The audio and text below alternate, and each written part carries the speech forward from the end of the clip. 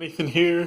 I'm going to talk about the algorithms, three algorithms for stacks. The first one is the missing parentheses, and so I'll go into that. I called it function missing parentheses. So it takes in a string. I'll do it sideways this way. Takes in a string, has an if check to make sure it's a string. If not, it's just going to return. Have an early return there.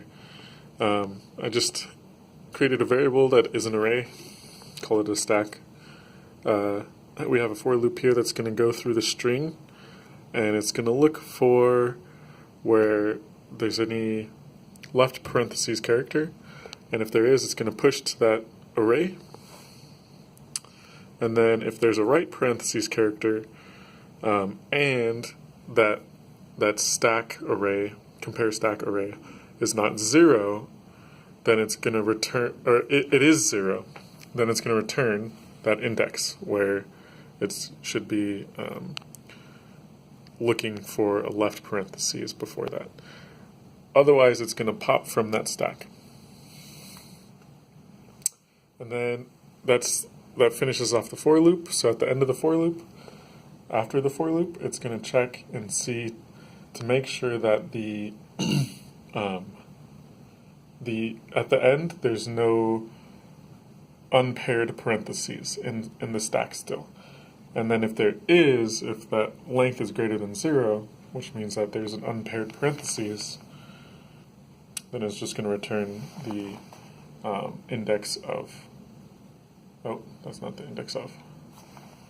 So if we erase that first part, we're going to return the index of, there we go, the index of the last character in that string. Okay, moving on to number 2. So we called this operation. Actually, for number 1, let's talk about time complexity. It's a single for loop. I think it's going to be n time complexity. It's going to touch each character in that string once. Okay, number 2. Function operation. So basically, the first thing is a if check. It sets result equal to the value of 1 if the operator is a multiply, or 0 if not. I did a while loop here. So basically what it's taking in is, the function signature is, it takes in an array and an operator. I should do an if check to make sure the array is numbers, which should be before the while loop. I haven't done that here. In the while loop, we jump in, it's array.length. So basically, we're making sure the length of the array is greater than 0. As long as it's greater than 0, we're going to keep doing this loop. So I do an if check. If the operator is a multiply, we do result times equals array.pop, where we take that, the last of the array, and multiply it equal to the result, times equal the result. Otherwise, if it's a plus, then we just add it to the result. And if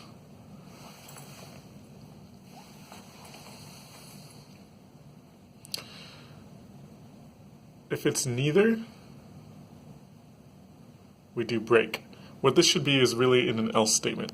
We should break if it's, the while loop should break if it's not, if the operator is not times or plus. Otherwise, if you enter in an operator that is neither of those two, then this while loop will never pop anything and will thus never end. It'll be an endless while loop. So this should be in an else statement after that else if.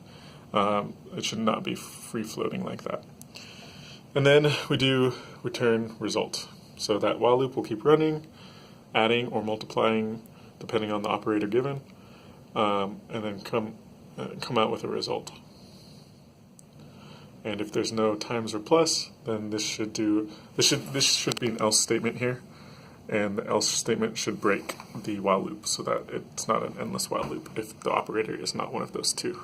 Okay, number 3. this should be, number 2 should be n, wait, while loop operation. Should be n time operation. Number 3. This one I'm not sure on the n, on the big O notation. It'd be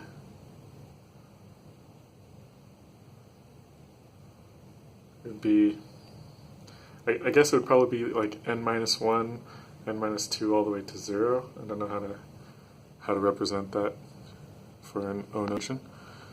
But anyways, so here's the var that we start off with an array. We want to reverse that using only stack operations, basically. We're assuming it's a stack, I guess. There's a temp variable, there's another array called stack help, and then the first thing I should do, which I wrote onto the side here, but I didn't get to write into the code, is that I should have an if check to make sure that the array.length, it does not equal 1. If it does equal 1, then reversing the stack would just mean that we return the array. Okay, so assuming that it is not equal to 1 array.length, or 0, or less, I don't know how you would have negative length, but whatever, then we go into the for loop.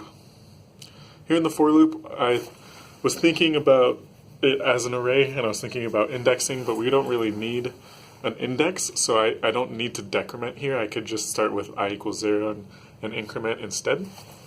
But basically what we do is we have two nested for loops inside of the first for loop. In the second for loop, what we're going to do is we're going to push everything, not everything, we're going to push the top part of the stack into the stack help.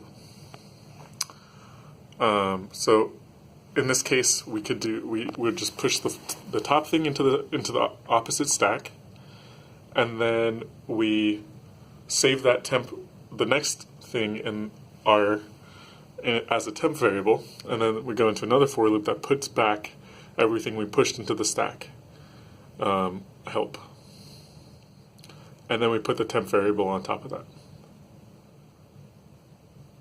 So then that will loop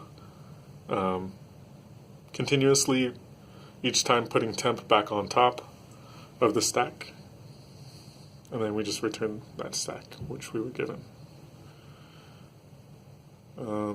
Yeah.